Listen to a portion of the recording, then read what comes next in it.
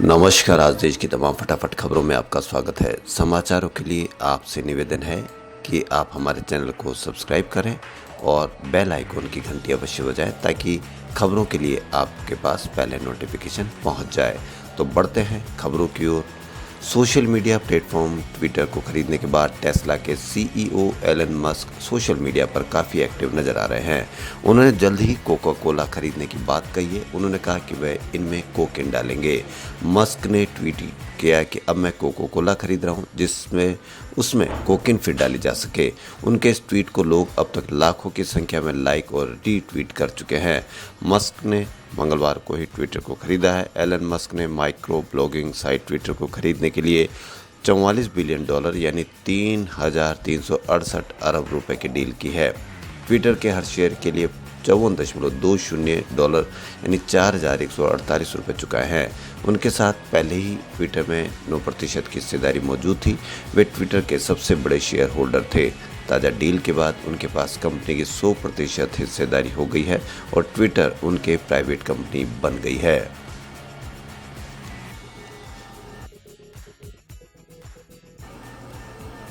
देश में कोरोना के बढ़ते मामले को लेकर प्रधानमंत्री नरेंद्र मोदी सभी राज्यों के मुख्यमंत्रियों के साथ मीटिंग की। इस दौरान उन्होंने पेट्रोल की बढ़ती कीमतों का जिक्र किया। पीएम ने पेट्रोल डीजल की बढ़ती कीमतों को लेकर विपक्ष की राज्य सरकारों पर निशाना भी साधा। उन्होंने कई राज्यों में पेट्रोल की कीमतों का अंतर गिनाया। कहा मुंबई में 120 रुपये पेट्रोल है जबकि पड़ोस के ही केंद्र शासित प्रदेश दमन दीव में यह 102 रुपये है। इस तरह तमिलनाडु में 111 रुपये तो जयपुर में 118 रुपये लीटर है। अभी महाराष्ट्र के परभणी में सबसे महंगा पेट्रोल 123.47 रुपये लीटर में मिल रहा है। ऐसे में हम आज आपको कौन सी राज्य सरकार पेट्रोल डीजल पर कितना टैक्स ले रही है, बीजेपी शासित राज्य और गैर बीजेपी शासित राज्यों में कितने रुपए का टैक्स लिया जा रहा है, इसको भी देखने की बात है।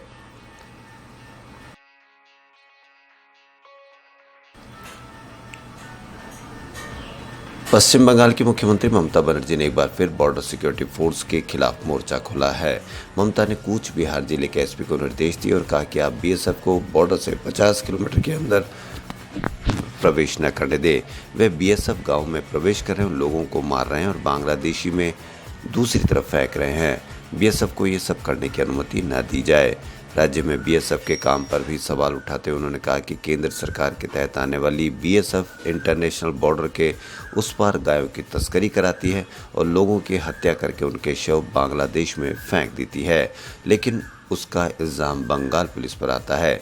इसलिए मैंने राज्य पुलिस को कहा है कि वे बीएसएफ को रोके। पिछले साल अक्टूबर में बीएसएफ एक्ट में बदलाव करते हुए केंद्रीय गृह मंत्रालय ने पाकिस्तान और बांग्लादेश की अंतर्राष्ट्रीय सीमा पर बॉर्डर सिक्योरिटी फोर्स का अधिकार क्षेत्र बढ़ा दिया था।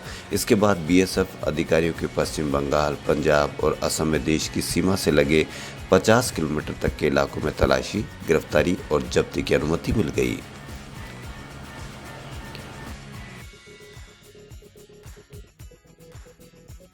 आज का इतिहास। आज ही के दिन एक तानाशाह का जन्म हुआ था जबकि दूसरे तानाशाह की मौत हुई थी। 28 अप्रैल 1937 को सद्दाम हुसैन का जन्म हुआ था। वहीं दूसरी ओर 28 अप्रैल के दिन ही 1945 में मुसोलिनी की हत्या हुई थी। इराक के तानाशाह राष्ट्रपति रहे सद्दाम हुसैन से एक समय अमेरिकी भी भय खाते थे। सद्दाम की छवि ऐसी थी कि कुछ लोगों के लिए वह मसीहा था जबकि दुनिया की बड़ी आबादी के लिए वह एक बर्बर तानाशाह था। सद्दाम अपने दुश्मनों को माफ़ नहीं करता था। अपनी हत्या की साजिश रचने वालों से बदला लेने के लिए उसने इराक के शहर दुज़ेल में 1982 में नरसंहार कराया और 148 शियों की हत्या करवा दी थी। इस मामले में सद्दाम को नवंबर 2006 में मौत की सज़ा सुनाई गई थी और 30 दिसंबर 2006 को फांसी पर चढ़ा दिया गया था। सद्दाम का जन्म बगदाद के उत्तर में स्थित तिकरित के एक गांव में 28 अप्रैल 1937 को हुआ था। बगदाद में रहकर उसने कानून की पढ़ाई की। 1957 में सद्दाम ने महज 20 साल की उम्र में बाथ पार्टी की सदस्यता ली थी। ये पार्टी अरब राष्ट्रवाद का अभियान चला रही थी जो आगे चलकर 1962 में इराक में हुए सैन्य विद्रोह की वजह बना। सद्दाम भी इस विद्रोह का हिस्सा था।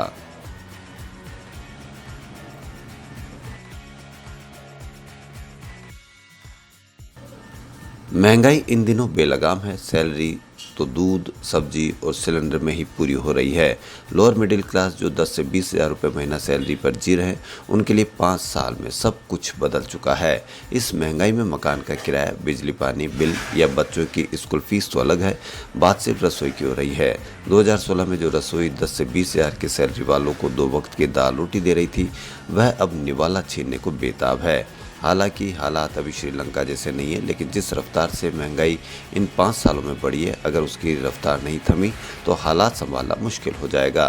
कोरोना काल में 2 साल तक लगभग हर कारोबार प्रभावित हुआ, नौकरियां भी गई, मध्यम वर्गीय परिवारों की सेविंग्स खत्म हुई है। ऐसे में पहले से आर्थिक बोझ तले दबे परिवार अब बाजार की तेज चाल से गायब है। ऐसे में गृहिणियों के लिए रसोई का बजट बनाए रखना मुश्किल हो गया है। 2016 में जो दाम थे, अब दोगुने नहीं बल्कि खाद्य वस्तुओं के दाम तो 3 गुना से भी ज़्यादा हो गए।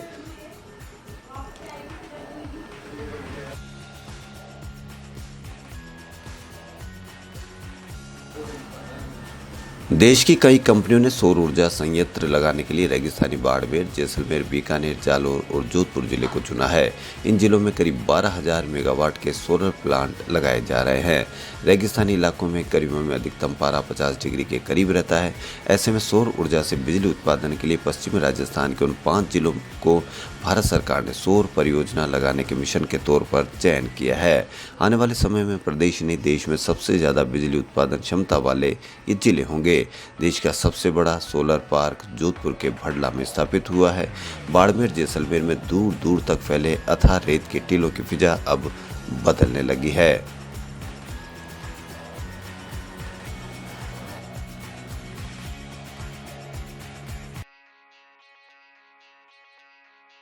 राजस्थान में बिजली संकट गहरा गया है। संभाग से जिलों मुख्यालयों तक बिजली कटौती का फैसला किया है। ऊर्जा मंत्री भंवर सिंह भाटी की अध्यक्षता में बुधवार को हुई बैठक के बाद गुरुवार से बिजली कटौती का फैसला किया है। संभाग मुख्यालयों पर 1 घंटे, जिला मुख्यालयों पर 2 घंटे बिजली कटौती होगी। जयपुर में सुबह 7 से 8 बजे तक, तो बाकी संभाग मुख्यालयों पर सुबह 8 से 9 बजे तक पावर कट रहेगा। नगर पालिका क्षेत्रों और कस्बों में 3 घंटे कटौती होगी। कस्बों में सुबह 6 से 9 बजे तक बिजली कटौती होगी। ग्रामीण क्षेत्रों में लोकल शेड्यूल के हिसाब से कटौती जारी रहेगी। इंडस्ट्रियल कनेक्शन को शाम 6 से रात 10 बजे तक लोड क्षमता की केवल 50% बिजली दी जाएगी।